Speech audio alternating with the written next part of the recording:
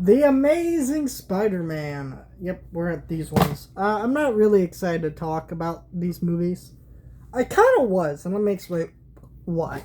Because some of you who may be real life know I really hate these movies. In fact, I kind of hate that after like No Way Home and some of the nostalgia wave of these movies kind of coming back around, that there's been like this group of people that have been like, oh, no, no, no, you guys were wrong, it wasn't that bad. It's like, no, we were right, these movies were ass, and if you don't think they are, I'm great, I'm happy you enjoy them, but we're still not wrong. These movies were not good. um so let me explain what I mean here. I really love the Tobey Maguire movies, if you couldn't catch that from those reviews. I made a 10-minute video talking about Spider-Man 3, which was the bad one. That should give you some indication of how much I love these movies. This movie is an interesting case because I was born in 2003. So I probably did see Spider-Man 3 in theaters, but there was a huge possibility I did not. I don't, I mean, what, that was like 2007, something like that? I can't remember exactly, but I was, not really let's say it was 2008, 2007. I must have been like 5 or 6 when that movie came out, right? So when this movie came out, I was about a 10-year-old little kid almost. Or probably was about 10, right? Well, no, I must have been 9, but whatever. I was almost 10. This was my first Spider-Man movie. And I don't really remember much about it other than the people I went with in the car didn't seem to like the movie all that much. And because it was just kind of mediocre. Everybody was kind of comparing it to the other one. But I always kind of liked this movie. I always kind of had a soft spot for it because I grew up with it. And then as time went on, I realized, oh, these are the bad ones. Because when I finally saw the Tobey ones, you're like, holy shit, these movies are ass. And the second one only got worse with time as well. That didn't help this movie. But a real big part of me was really hoping when I rewatched this movie today for this video that I was going to come out and be like, no, there's a lot of great things about this movie, or at least something decent I can say.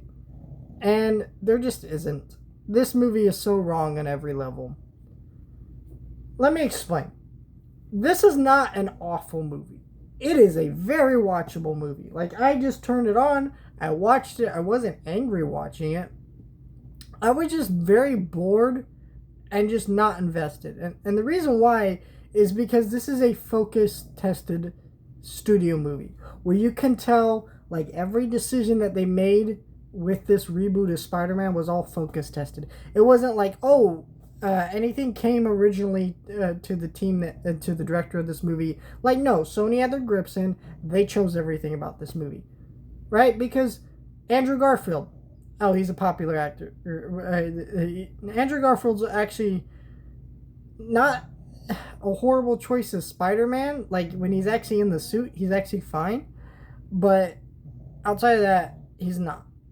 He's a horrible Peter Parker. But, like, in this movie, you're just watching him and you're like, why is this guy getting beat up? Because Andrew Garfield's a really good looking dude. He's nerdy, but he's not like unattractive nerdy. He's like kind of a hot nerdy. And then it's like, he runs around doing skateboards and listening to Coldplay. All that stuff just feels so focus tested. That's what Sony wanted. That's what they wanted. The color palette of this movie and why this movie looks the way it does feels like it's focus tested, because it's all dark and drab and ugly. But guess what was coming out and was popular at the time? I think this came out in 2012, the same year as The Dark Knight, or maybe it was Dark Knight 2012, whatever. Batman Begins, Nolan's trilogy had started, and superhero movies were starting to look like this at the time. So Sony said, you know what, we're going to have our movie look like that. That's just all this movie feels like. It feels like everything was like that. And this movie is hideous with how dark they made it look. Why does a Spider-Man movie look like a goddamn Batman movie? Hell, Spider-Man even kind of acts like Batman in this movie. Because when he's first going on the suit and doing all these vigilante missions, he's acting like a fucking asshole and shit. Like, it's really dumb.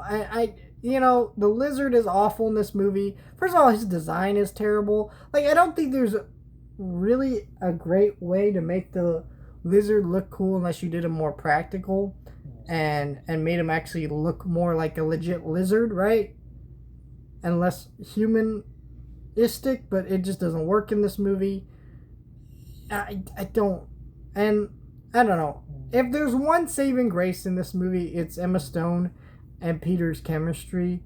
Emma Stone and Andrew Garfield's chemistry, because they're two like people that, because of this movie and meeting on the set, they started dating in real life, and you totally understand why. They have this instant chemistry and energy to them, and of course their relationship didn't work out and they went different ways, but they're lovely people, and in this movie they have great energy. So as much as I don't think this movie works, I think it's not good, that part of the movie is good.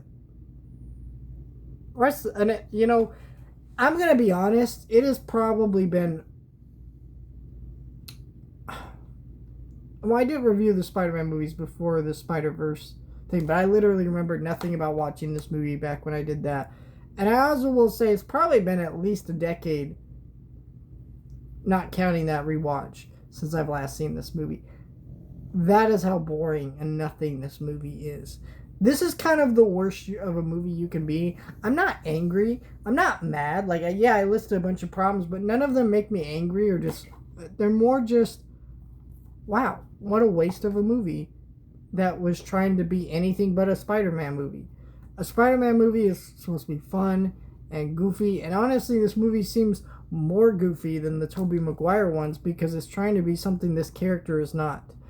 There is no reason a Spider-Man movie should look like a motherfucking Batman movie.